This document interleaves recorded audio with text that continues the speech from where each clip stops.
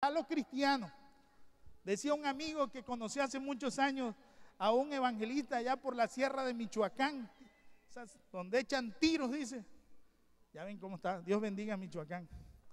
Y dice que cuando él era niño, vio a un hermano que llegó por allá, y dice que predicaba y todo, pero el hermano andaba con sus pistolas, bien colocadas las pistolas, y le decía: todo el que quiera venir a Cristo, venga. Pero ustedes me conocieron en el mundo, cómo era yo terrible, dice. Pero les quiero decir algo, Cristo me cambió, Cristo, por eso estoy predicando a Cristo. Y por si hubiera un problemita, dice, les quiero decir que yo me convertí, pero las pistolas todavía siguen siendo mundanas, Esas no se han convertido todavía. ¿Cuántos de nosotros somos así, verdad? Yo soy bien espiritual, pero cuando nos tocan se nos sale lo espiritual y se nos mete lo carnal. ¿Cuántos alaban al Señor? Aquí no vengas a decir lo de la iglesia. Allá el pastor es su iglesia. Y aquí mando yo. No, hermano, ni es el pastor, ni el pastorcito, ni nadie. Es la palabra de Dios, que la palabra de Dios no tiene fronteras, no tiene límites. Ella va más allá de nuestros pensamientos y de nuestras costumbres. Cuando nosotros obedecemos a la palabra de Dios, hay bendición extraordinaria. ¿Cuántos dicen amén? Queridos hermanos, este hombre lleva esta norma a su casa. Primera de Reyes, capítulo 7, verso 10. El cimiento era de piedras costosas, piedras grandes, piedras de 10 codos y piedras de 8 codos. En esa parte era la edificación de su casa. Usted lleva la vida de Cristo a su hogar. Usted lleva la presencia del Espíritu Santo a su hogar. Usted lleva los principios de santidad a su casa. ¿Cuántos alaban al Señor? Usted dice: yo en mi casa serviremos a Dios. Aquí se va a hacer una cosa y todos juntos para adorar a Dios. O dice usted: bueno, hermano, yo en la iglesia mando, pero aquí mis hijos mandan y cada quien hace lo que quiere para la gloria de Dios. Ya tienen su edad. Ese silencio me mata, me preocupa, me hace temblar. ¿Cuántos alaban al Señor? Queridos hermanos, es en el hogar, es en el trabajo donde hay que llevar la imagen de Cristo. En todo lugar debemos de caminar con la imagen de Cristo en nuestros corazones. Por eso nos dicen cristianos, porque ellos hablaban de Cristo, vivían como Cristo, trataban las cosas como Cristo. Amén. ¿Cuántos dicen amén?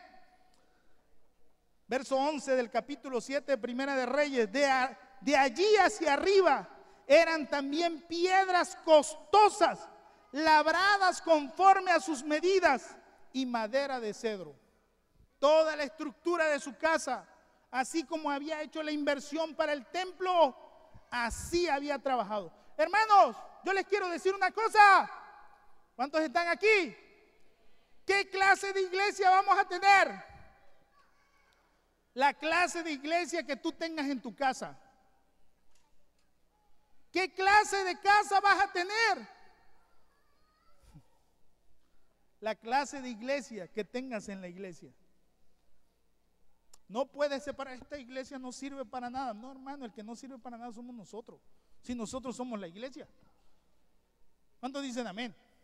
Usted tiene que tener qué clase de iglesia quiere hacer. Una vez vino alguien y me dijo: pastor, haga algo por esa iglesia. Y le dijo: esa iglesia tiene el pastor que quiere tener, porque es la iglesia que quiere tener. No es posible que la iglesia se equivoque tanto. Es que la iglesia es la que se equivoca. ¿Por qué, pastor? Porque es lo que quiere. Ella está eligiendo lo que quiere. Queridos hermanos, a veces nos equivocamos nosotros y le queremos echar la culpa a Pedro, a Juan. No, hermano, pensemos un poquito qué clase de iglesia, qué le hemos invertido, cuánto nos ha costado serle fiel a Dios. Porque ser fiel a Dios hasta la muerte cuesta. ¿Y hay algo más caro que la muerte? Satanás dijo: ¿qué no dará el hombre por su vida? Si ustedes le dijeran: ¿sabes qué? Mañana pasas a más. Oye, ¿cómo le diría yo? Mañana te toca irte a la eternidad, pero hay una oportunidad. Reúne un dinerito y si nos llegas al precio, te quedas. ¿Cuánto reuniría usted? ¿Cuántos dicen amén? Usted reuniría una fortuna, porque dirá, ¿cuánto vale su vida? Queridos hermanos, la clase de iglesia que tengamos es la inversión que hemos hecho en el reino de Dios. La clase de hogar que tengamos es la inversión que le hemos metido, y los fundamentos son los que no se ven y es lo más costoso. Hay gente que dice, ¿cómo ha llegado usted al éxito? Enséñame el éxito. Vea sus fundamentos. ¿Dónde ha puesto sus principios? Amén. ¿Dónde está el éxito de su vida? ¿Cuántos dicen amén? Queridos hermanos, la palabra del Señor dice allá en Mateo capítulo 7, cualquiera que me oye estas palabras y las hace, le compararé a un hombre prudente que edificó su casa sobre la roca. ¿Dónde va a edificar su casa? Sobre la roca. Mateo 25, descendió lluvia, vinieron ríos, soplaron vientos, golpearon contra aquella casa y ¿qué pasó? Y no cayó. ¿Por qué? Porque estaba fundada sobre la roca. Es costoso. ¿Cuántos han oído el chiste de Tres Patines, aquel que le vendió el terreno en el mar? Estaba tan barato que dijo, aprovecho la oferta, y cuando llegue era el mar que le había vendido. Hay muchos cristianos que compran mares espirituales, de la ola que se va y la ola que se viene, en el barco que los lleva y en el barco que los trae. Viven una vida espiritual en el mar porque dicen que en el mar la vida es más sabrosa. Esa iglesia está sabrosa, esa iglesia se siente el espíritu. ¿Sabe por qué? Porque no buscan la roca, buscan la moda. Pero cuando uno va a comprar, yo he ido a lugares, por ejemplo, cuando fuimos a Mazatlán, a mí me impactó ver esas casas en las montañas, en las rocas. Qué vista, pero cómo se cae una casa ahí que está anclada en la roca. Pero he visto casas que están en la arena, bueno, aquí en la arena, las casas que estaban en la playa, ¿verdad? Vino el mar y cuando ve allá va la casa nadando, porque está en la arena, sin fundamento. Queridos hermanos, la segunda parte de este texto trata de eso. Porque cualquiera que me oye estas palabras y no las hace, le compararé a un hombre insensato que descendió lluvia, vinieron ríos, soplaron vientos y dieron con ímpetu contra aquella casa y cayó, y fue grande, ¿qué? Cuando terminó Jesús estas palabras, la gente se admiraba de su doctrina, porque les enseñaba como quien tiene autoridad. Cuando yo estaba leyendo este texto, parece que la predicación de Cristo estaba mal, porque yo he enseñado a mis alumnos cuando que prediquen que primero traten lo malo para que después dejen lo bueno en la predicación y le dejen una esperanza a la gente, porque es malo terminar con lo malo y empezar con lo bueno. Si no, hay que dejar un mensaje de esperanza. Ahora, ¿por qué Cristo cambió la historia? Hoy que leía y releía este versículo, los últimos dos versículos fueron la clave. La gente se admiraba de su doctrina, se admiraba de lo que Jesús decía. ¿Saben por qué? Lo que te voy a enseñar es esto. Escucha lo que te voy a decir hoy, hermanito, porque quizás no lo vuelvas a escuchar. Bueno, sí lo puedes volver a escuchar allá, todos nuestros amigos que nos ven por el internet. Bendiciones para ellos también. ¿Sabe por qué hizo ese relato así Jesús? Porque Jesús te está diciendo, muchos dicen, el otro día me dijo mi hija, papá, ¿sabes que la vida es una escuela? Aprendemos de nuestros errores. Jesús te está diciendo hoy, no aprendas de tus errores. Jesús te está hablando hoy y te dice, no es verdad. Yo por eso te estoy hablando antes, te estoy llamando antes. Tú no necesitas probar el error, tú no necesitas probar el pecado, tú no necesitas probar la decadencia, tú no tienes que probar la ruina.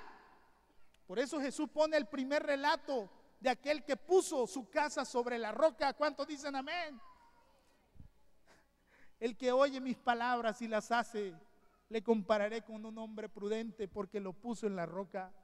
Tú no tienes que esperar la ruina, tú no tienes que esperar la enfermedad. Ahora que tengo esta enfermedad, soy un hombre de más fe. No, ahora que Dios me vino esta prueba, oro más, hermano. No, hermano. ¿Cuántos alaban al Señor? Tú vive tu vida, conoce al Señor, vive para el Señor. ¿Cuántos dicen amén? Queridos hermanos, en nuestro testimonio, en nuestra vida, ¿qué debemos de hacer? Recordemos que somos templo de Dios, somos templo del Espíritu Santo. ¿Cuántos son templos del Señor? Por eso debemos de cuidar este templo, edificarlo bien, trabajar bien en este templo. Queridos hermanos, como dice la Escritura en Efesios capítulo 2, verso 20, edificado sobre el fundamento de los apóstoles y de los profetas, siendo la principal piedra del ángulo, ¿quién? Jesucristo mismo. Efesios 2:20. ¿Cuántos tienen a Cristo en su corazón? ¿Cristo es el centro de su vida? Entonces la palabra de Dios es el centro de su vida. Él es el que dirige su vida. Mire lo que dice el verso 21 del capítulo 2 de Efesios: en quien todo el edificio, bien coordinado, va creciendo para ser un templo, ¿qué? Santo. ¿Cuántos son templos santos para el Señor? Como que ese amén nada más. ¿Cuántos son templos santos para el Señor? Si usted, Cristo es la piedra central, es el centro. Verso 22, en quien vosotros también sois juntamente edificados para morada de Dios en el Espíritu Santo. Cristo es el centro, nosotros somos el templo, pero dice que somos morada ¿de qué? Del Espíritu Santo. Usted puede ir caminando, usted puede ir allá en la vida diaria, el Espíritu Santo le dirige, el Espíritu Santo le habla, el Espíritu Santo le enseña. Por eso hay que acercarnos al Señor. Nosotros, Dios nos ha dado bendiciones. Queridos hermanos, en medio de todas las circunstancias, también debemos de ser hombres y mujeres testigos del Señor. ¿Cuántos son columna del Señor? Usted sabe que cuando el Señor habla de columna, por ejemplo, aquí podemos ver estas columnas, pero estas columnas son armadas, de concreto armado. Llevan acero, grava, arena, cemento, agua. Eso es el concreto reforzado. Pero cuando se hablaba de una columna en aquella época, era una pieza completa de piedra que se iba y se instalaba. La Biblia habla de que el hombre que tiene a Cristo, que se ha preparado y se cuida su cuerpo, su mente, sus labios, es templo del Espíritu Santo. ¿Amén o no amén? El Espíritu Santo mora en él. Entonces él es considerado columna. Fíjense lo que dice la Biblia. Es columna fuerte, baluarte de la fe. El Señor le dice, debemos de hablar lo que Cristo quiere. Gálatas capítulo 2 verso 9 nos dice: y reconociendo la gracia que me ha sido dada, Jacobo, Cefas y Juan, que eran considerados, ¿qué? Que eran considerados como columnas, nos dieron a mí y a Bernabé la diestra en señal de compañerismo, para que nosotros fuésemos a los gentiles y ellos a la circuncisión. ¿Cuántos de ustedes se quieren llevar una columna de esa? Échemela en el hombro, hermano. Y para que vea, estamos en oferta al 2x1, llévese 2 y pague una. Usted no la va a llevar. Usted no la puede llevar. Por eso esos que se van y vienen no son columnas. Son como la hoja del tamo que arrebata el viento. Pero una columna está sembrada. Esa columna, cuando la construimos, ¿cuánto tiene de profundidad? Casi 2 metros de profundidad. Tiene una zapata de 3x3 con un emparrillado doble para sismo, con un grosor casi de 30 centímetros. O sea que usted puede bailar. El muro se cayó Y el que se va a caer es usted. Mire lo que dice la Escritura.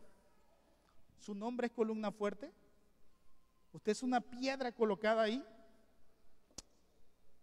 Primera de Timoteo 3:15 dice, porque si tardo, mire lo que dice Pablo, porque si tardo, sepas cómo debes conducirte en la casa de Dios, que es la iglesia del Dios viviente, columna y baluarte de la verdad.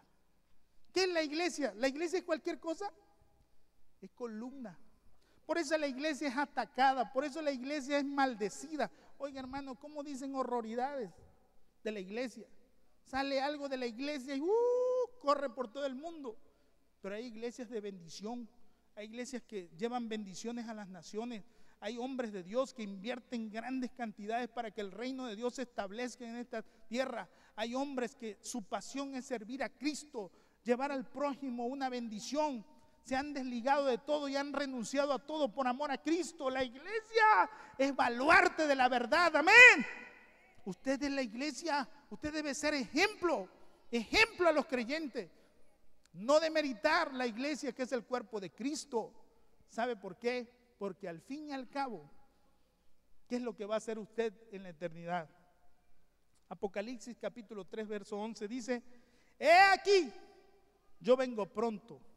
Retén lo que tienes para que ninguno, ¿qué? Tome tu corona.